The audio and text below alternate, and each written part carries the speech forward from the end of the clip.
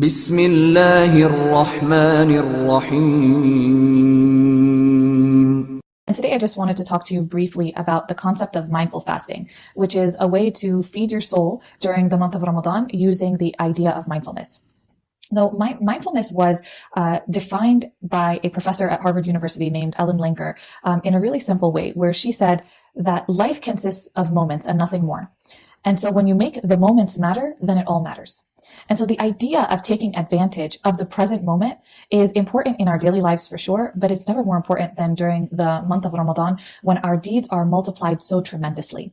And so when we can take advantage of each moment during the month of Ramadan and be mindful and aware of each moment and how we're utilizing it, then we're setting ourselves up for success.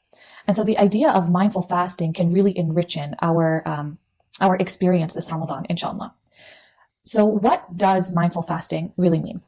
So simply put, it just means focusing in on what is and not what isn't, right? It means focusing in on when you're feeling hungry and you feel the pangs of hunger in your stomach, instead of focusing in on what isn't, like it is not time for Maghrib yet to break my fast, you're focusing in on what is, that I am experiencing this feeling of hunger, but I'm also grateful that I know I will be able to satisfy that hunger later on.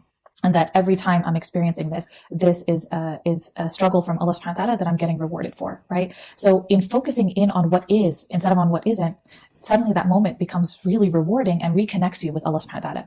Another way to consider it too is, what does fasting truly mean? So fasting isn't just abstaining from food and drink. It also includes so much more of what we do.